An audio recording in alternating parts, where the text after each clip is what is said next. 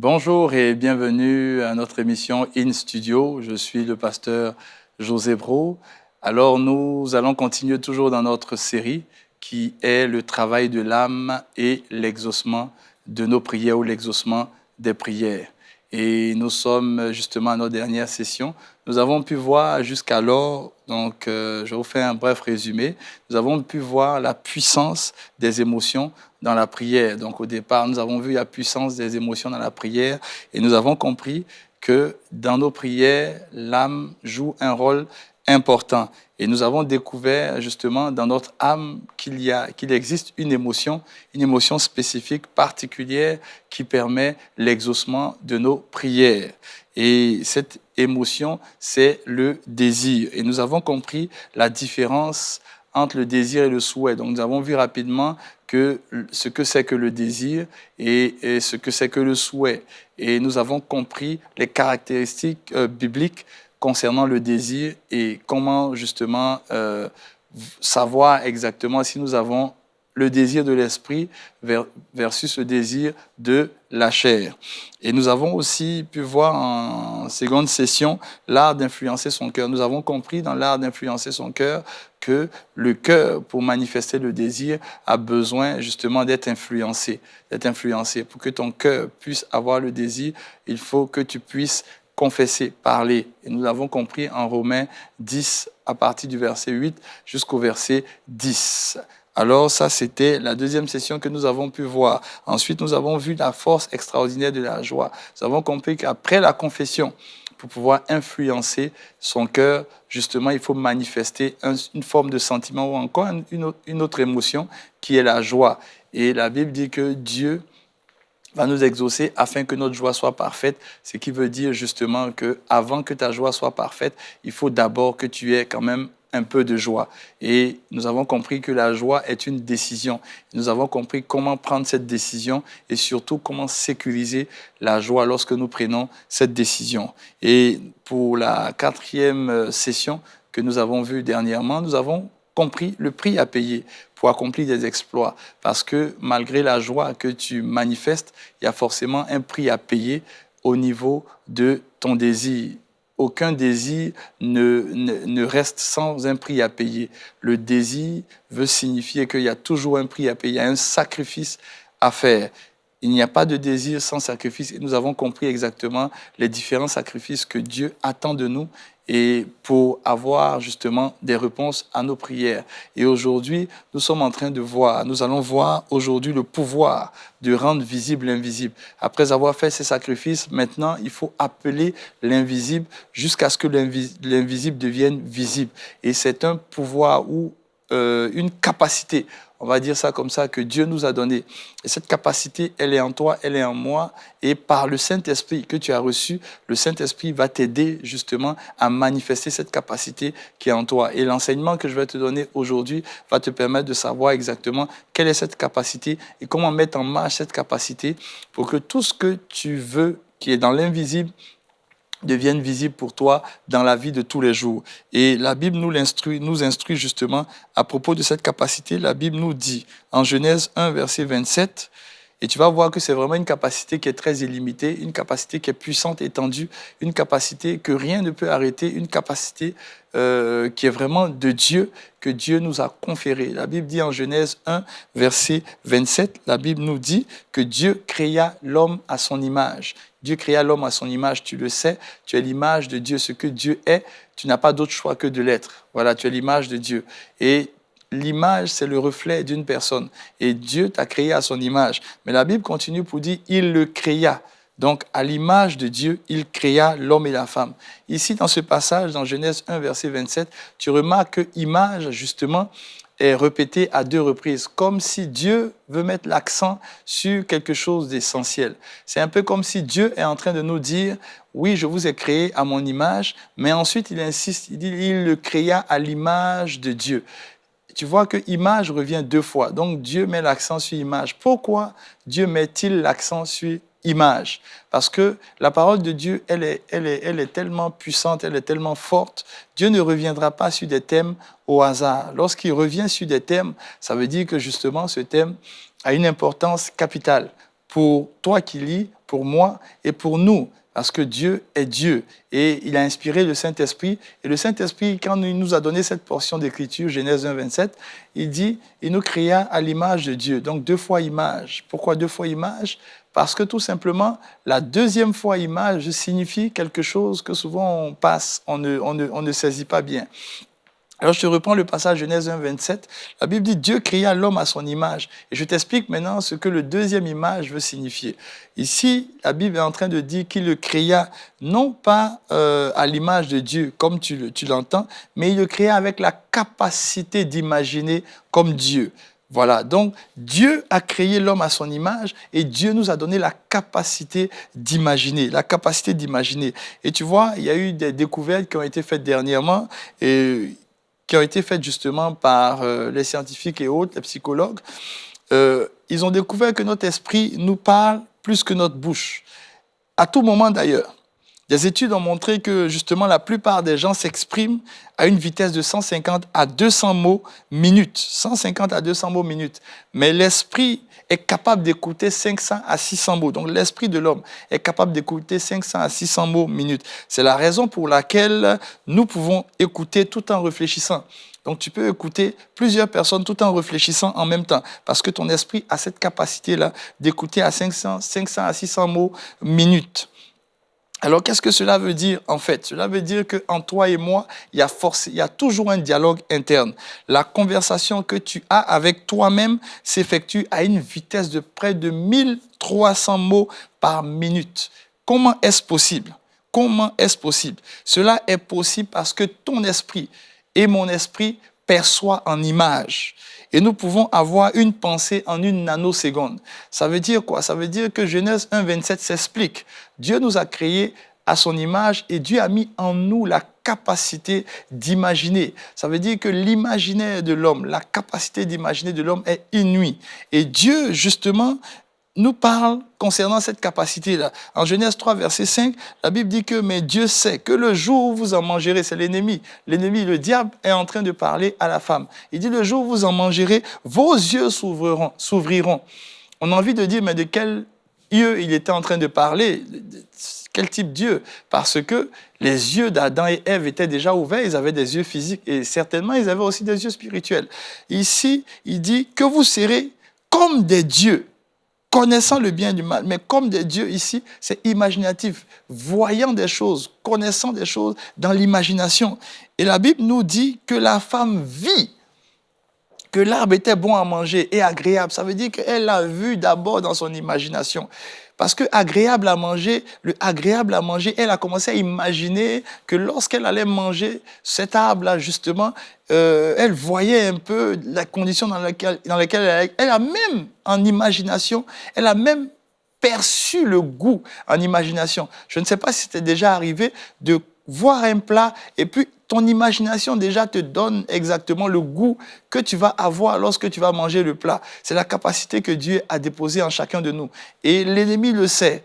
Et c'est une capacité inouïe. C'est la capacité de Dieu. Nous sommes créés à l'image de Dieu et Dieu est un Dieu imaginatif. Et il est important que tu le saches. Alors, tu me diras, mais pasteur José, mais pourquoi parle-t-on d'imagination lorsqu'on parle de prière? Alors, je vais t'expliquer que le désir qui est en toi doit être aussi accompagné de l'imagination. Parce que c'est le pouvoir que Dieu t'a donné, qui est l'imagination, qui emmène les choses invisibles au visible. Et je vais te l'expliquer à l'instant. La Bible nous dit, en Matthieu 5, verset 27, la Bible nous dit, « Vous avez appris qu'il a été dit, tu ne commettras point d'adultère, mais moi je vous dis, » c'est Jésus qui parle. Il dit, moi je vous dis que quiconque regarde une femme pour la convoiter a déjà commis un adultère avec elle. Où ça? Dans son cœur. Mais dans son cœur, ici, Jésus veut dire quoi? Il veut dire dans son imagination. Ça veut dire que lorsque quelqu'un regarde une personne et il imagine déjà qu'il est en train de faire des choses avec cette personne, ou il est en train de passer des transactions, ou il est en train de peut-être communiquer ou quoi que ce soit avec cette personne-là, alors ce qui se passe, c'est que Jésus dit que cette personne a déjà commis la chose. Vous imaginez un peu la puissance de l'imagination? En fait, l'imagination, on a l'impression que c'est une zone invisible. Mais l'imagination, en fait, est la partie visible même de l'homme. Parce que Jésus dit, si tu l'as pensé Dans ton imagination, c'est comme si tu l'as fait. Waouh, c'est extraordinaire ce que Jésus est en train de dire. Et Jésus attire notre attention pour nous dire que lorsque tu pries, et cette portion-là est importante de savoir en Marc 11, Jésus dit en Marc 11, 23, que je vous avais lu depuis le départ. En Marc 11, 23, Jésus dit, j'aime bien prendre la version King James. La version King James, au moins, nous donne justement le terme de désirer. Il dit, c'est pourquoi je vous dis tout ce que vous désirez. Tout ce que vous désirez, quand vous priez, croyez que vous les recevez. Tout ce que vous désirez quand vous priez. Tout ce que vous désirez. Tout ce que vous désirez quand vous priez. Jésus est simplement en train de nous dire que le désir, il dit de croyez que vous l'avez reçu. Le croyez que vous l'avez reçu veut simplement dire qu'avant même de le recevoir, tu engages le pouvoir de ton imagination. Tu engages la capacité que Dieu t'a donnée d'imaginer la chose déjà que tu as demandé à Dieu. Et c'est une capacité extraordinaire. Maintenant, beaucoup de personnes ne réussissent pas cela parce que leur imagination est malade. Et je vais vous expliquer comment guérir notre imagination qui est malade. Alors, donc, ce que le Seigneur te dit, c'est que lorsque tu demandes et que tu as un désir, ton désir doit être accompagné d'une puissance intérieure qui visualise, qui voit cette chose que tu as demandé. Et cette puissance intérieure, cette capacité intérieure, ce pouvoir intérieur, c'est ce qu'on appelle l'imagination. L'imagination. Et la Bible nous le dit encore en Proverbe 16, verset 30. Qu'est-ce que la Bible nous dit? La Bible nous dit que celui qui ferme les yeux pour se livrer à des pensées perverses, qui se mord les lèvres, a déjà consommé le mal. Waouh, c'est extraordinaire. Vous savez ce que ça veut dire? Ça veut dire simplement que lorsque tu demandes quelque chose à Dieu et que tu fermes les yeux et que tu imagines justement que Dieu t'a donné ton enfant, que tu imagines que Dieu t'a donné ton emploi, que tu imagines que Dieu t'a donné ce que tu as demandé, la Bible dit que tu l'as consommé. Ça veut dire que déjà, physiquement, c'est comme si tu l'as reçu. C'est une loi extraordinaire de Dieu. C'est que tu l'as reçu. Lorsque tu utilises ce que Dieu a déposé en toi par la capacité du Saint-Esprit. Parce que le Saint-Esprit nous a été donné, le Saint-Esprit, pour nous enseigner, nous aider, nous aiguiller, nous soutenir, nous béquiller. Le Saint-Esprit est là comme un consolateur pour t'aider. Et tu vas comprendre que le Saint-Esprit, tout ce qu'il veut, c'est de guérir ton imagination. Parce que je suis sûr que ton imagination a été polluée par beaucoup de choses. Par des films que tu as regardés, par des scènes que tu as vues, par des choses que tu as entendues, par beaucoup de choses. Mais ce que le Seigneur veut, il veut te donner la capacité, cette capacité, il veut la restaurer en toi pour te permettre justement d'avoir tout ce qu'il a prévu pour toi. Alors, qu'est-ce que la Bible nous dit encore? La Bible nous dit, ici, au niveau du livre des Hébreux, Hébreux 4, verset 12, la Bible dit, car la parole de Dieu, elle est vivante. Elle est vivante. Elle est vivante. Elle est plus tranchante qu'une épée à double tranchant. Alléluia. Elle est pénétrante jusqu'à partager âme, esprit, jointure et moelle. Maintenant, écoute bien ce qui suit. La Bible dit, toujours en Hébreux 4, verset 12, la Bible dit, elle juge. La parole de Dieu juge. Qu'est-ce qu'elle juge? Elle juge les sentiments et les pensées du cœur. Mais qu'est-ce que c'est les pensées du cœur? D'abord, c'est quoi d'abord les sentiments? On va commencer par les sentiments. Les sentiments, c'est simplement des émotions causées par des images en toi. Des images intérieures ou extérieures créent des émotions en toi. C'est ça les sentiments. C'est quoi les pensées? Les pensées, c'est simplement le dialogue intérieur que tu as en toi. Donc, il y a un dialogue intérieur qui se passe en toi, qui est fait de scénarios qui se passent en toi. C'est ça tes pensées. Donc, tes pensées font beaucoup de scénarios ou des scénarii. Tes pensées, c'est ce qui se passe en toi. Donc, je peux dire que tu es un être constitué comme Dieu. Dieu a fait de telle sorte que tu as sa capacité. La capacité de pouvoir imaginer des choses, la capacité de pouvoir te créer en toi des scénarios, la capacité de voir des choses, de même toucher des choses dans ton esprit qui ne sont pas encore physiques. Alléluia. Et la Bible nous dit toujours, pour que vous compreniez la puissance de l'imagination, Parce que je veux vraiment que tu puisses comprendre la puissance de l'imagination. Comprendre que tu as en main un pouvoir qui va te permettre quelque chose que Dieu a mis en toi, qui va te permettre justement de voir l'exaucement de tes prières. Alors Genèse 6, versets 5 à 7 nous dit, « L'Éternel vit que la méchanceté des hommes était grande. Grande où? Sur la terre. Et que toute l'imagination de leur cœur. » Vous voyez? Le Seigneur a vu l'imagination du cœur des hommes. Et il a dit la méchanceté de ces hommes est grande. Et la méchanceté de ces hommes est grande. Ça veut dire que Dieu regarde au-delà de ce que tu peux penser. Et Dieu a dit plus loin qu'il va exterminer les hommes de la face de la terre. Pourquoi? Parce que leur imagination était mauvaise. Dieu considère l'imagination plus que tu ne le crois. Dieu considère ton imagination plus que tu ne le penses. Alors prends, s'il te plaît, au sérieux, très au sérieux, ton imagination. Prends très au sérieux ton imagination. Prends très au sérieux ton imagination. Parce que laisse-moi te dire que même l'épisode de Sodome et Gomorrhe, il y a aussi des choses qui concernent l'imagination. Je vais te le lire. En Jude 1, verset 7 à 8. Jude 1, verset 7 à 8. La Bible dit que Sodome et Gomorrhe et les villes voisines qui se livraient comme eux à l'impudicité et à des vices contre nature sont donnés en exemple subissant la peine d'un feu éternel.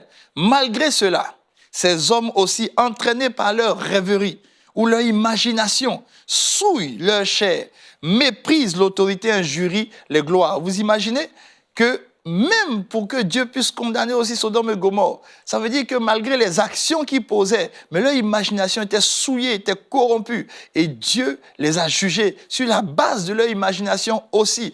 Alors, tout ce qui se passe en toi, ne pense pas que Dieu ne le voit pas, il le voit. C'est pour cela qu'il est important que ton imagination soit restaurée. Parce que tu ne peux pas dire, Seigneur, donne-moi telle chose. Et ton imagination, tes pensées combattent ce que Dieu dit. Ou tes pensées ne voient pas ce que Dieu va faire. Tes pensées vont contre ce que Dieu va faire.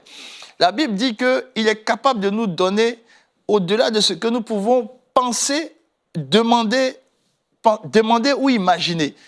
Alléluia. Ça veut dire quoi? Ça veut dire que lorsque tu demandes, c'est aussi une puissance. Mais lorsque tu imagines aussi ou tu penses, c'est aussi une puissance. Il dit, il va nous donner au-delà de ce que nous pouvons demander ou penser. Ou penser ou demander, l'un ou l'autre, dans le sens que tu veux. Mais ici, le Seigneur est en train de nous dire que le moins l'un font zéro. Ça veut dire que tu peux demander quelque chose. Mais si ton imagination, tes pensées, vont contre ce que tu as demandé, ça s'annule dans le physique. Alors, pour que ce que tu demandes puisse se matérialiser dans le physique, il faut que ta demande verbale, la confession que tu as faite, la joie que tu as manifestée, le sacrifice que tu es prêt à faire, il faut maintenant que ton imagination, ce que tu penses, puisse s'accorder à ce que tu demandes. Il faut absolument que cela se passe. Alors, qu'est-ce qu'il faut faire? Qu'est-ce qu'il faut faire? C'est la question que tu me demandes. Avant de te répondre, la Bible nous dit ceci, un autre passage pour toi. Proverbe 31, verset 16. La Bible dit que la femme, ici il s'agit d'une femme, on dit elle pense à un champ et elle acquiert. Ça veut dire que la capacité d'acquérir quelque chose vient de ton imagination, de ce que tu penses. Bien-aimé, je veux te dire ceci. Avant de t'expliquer comment guérir ton imagination, je veux te dire ceci. Plusieurs choses te sont arrivées parce que tu les as pensées. Tu les as imaginées. En fait, tu as demandé des choses au Seigneur, mais tes pensées, ton imagination a combattu ce que tu as demandé au Seigneur. Alors, je veux te dire aujourd'hui d'aligner tes pensées, d'aligner ton imagination à ce que tu demandes à Dieu. C'est un pouvoir extraordinaire qui va te permettre d'envoyer l'invisible dans le visible. Alléluia. Alors, la question, c'est comment faire. La question, c'est comment faire. L'erreur que plusieurs font dans leur vie de prière, c'est qu'ils ne savent pas que Dieu répond d'abord par des images. Et ça, c'est une erreur. Il faut que tu le saches pour savoir comment faire exactement. Chaque fois que tu pries, sache une chose. Avant que Dieu te donne de façon physique ce que tu as demandé, Dieu te répond d'abord en images. Il faut que tu le saches. Dieu te répond d'abord en images. Et je vais te donner le passage et tu vas le comprendre. Jérémie 33, verset 3. Tu connais ce passage. Beaucoup de personnes connaissent ce passage du bout des lèvres. Tu connais ce passage. La Bible nous dit ceci. Invoque-moi et je te répondrai. Et il dit ceci. Il dit, je te répondrai. Et ensuite, il dit, je te montrerai de grandes choses, des choses cachées que tu ne connais pas. Écoute-moi bien. Tu demandes au Seigneur, tu dis, Seigneur, donne-moi telle ou telle chose. Il dit, je vais te répondre. Mais en te répondant, ma réponse, ça va être quelque chose que je vais te montrer. Donc, la réponse de Dieu à ta prière, c'est d'abord une image que Dieu envoie dans ton imagination.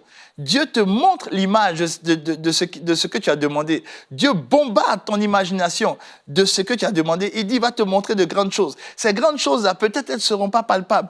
Elles seront peut-être pas, tu ne vas pas les toucher, mais tu vas les voir, ces choses-là. Ça veut dire que pour que Dieu te réponde, il passe d'abord par ton imagination. Et ça, il faut que tu le saches. Il faut absolument que tu le saches. Dieu passe par ton imagination. Et la Bible dit en Jean 16, verset 13, il dit, quand le consolateur sera venu, l'Esprit de vérité, en parlant du Saint-Esprit, il vous conduira dans toute la vérité. Toute la vérité. Pas quelques vérités, mais toute la vérité. Et c'est quoi toute la vérité? Toute la vérité, c'est qu'il va te montrer des choses à venir. Tu imagines?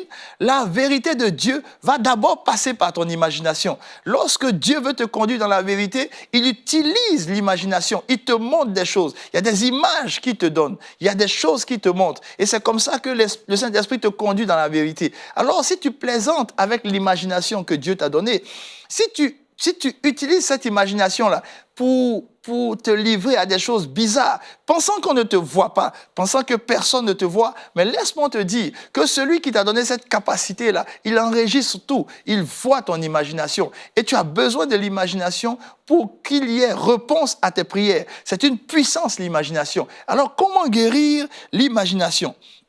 Voici les actions que tu vas mener pour la guérison de l'imagination, de ton imagination. Voici les actions que tu vas mener. Première action, note bien, première action.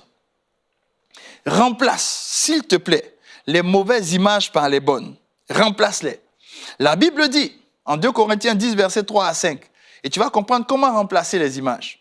La Bible dit, si nous marchons dans la chair, nous ne combattons pas selon la chair, car les armes avec lesquelles nous combattons ne sont pas charnelles. Elles sont puissantes. Mais elles sont puissantes par quoi? La vertu de Dieu. Et la Bible nous dit, pour renverser des forteresses, retiens bien le verbe renverser. La Bible dit pour renverser des forteresses. Et il continue en disant ceci, nous renversons les imaginations, nous les renversons, et toute hauteur qui s'élève contre la connaissance de Dieu.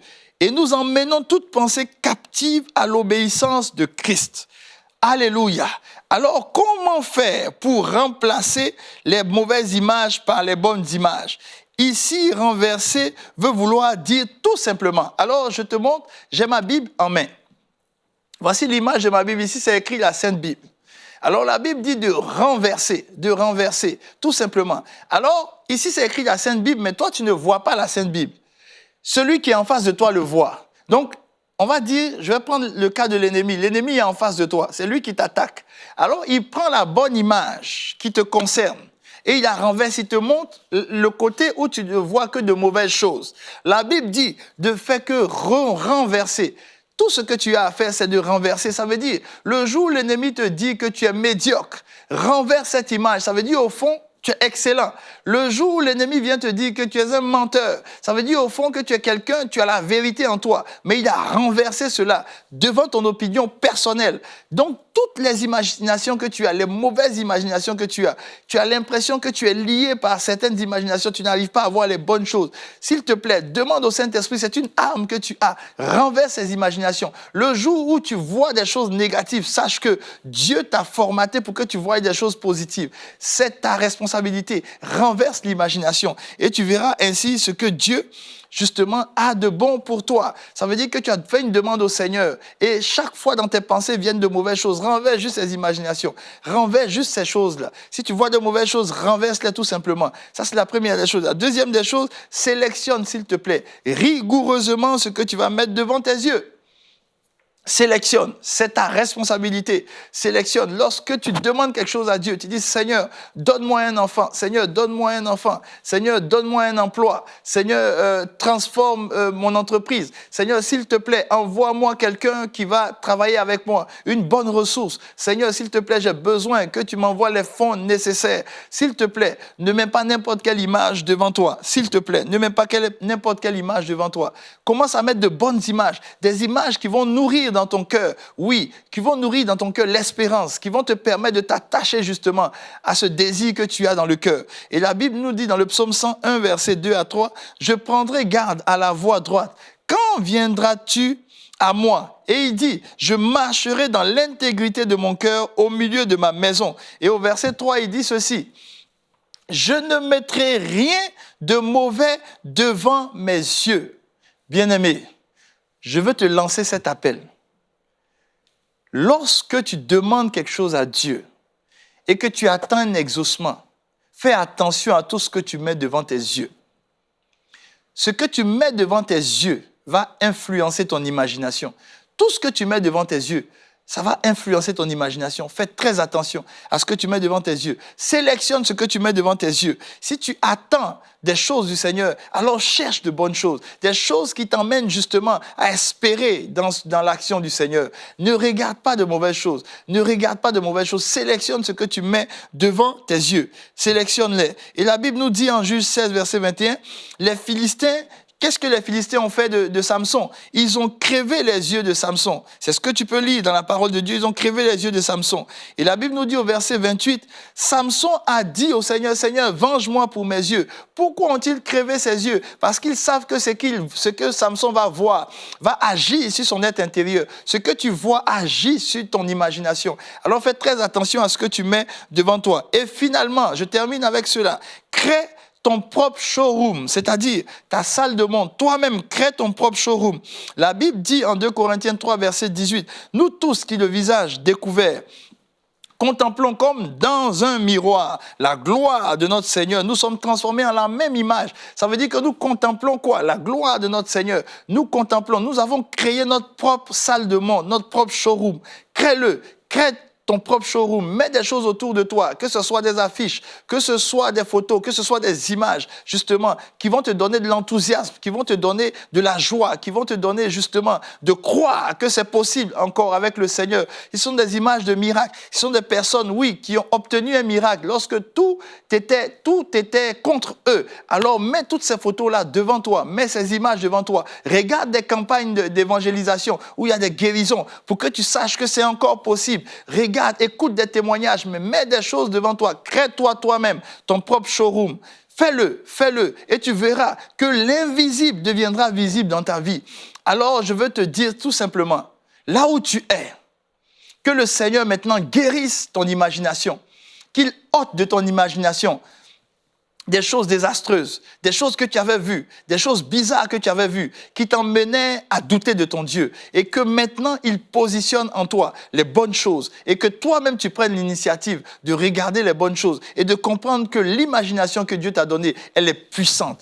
Alors, à partir de maintenant, fais-le, et tu verras l'exaucement. Que Dieu te bénisse là où tu es, et que la grâce, la faveur de Dieu t'accompagne dans le nom de Jésus.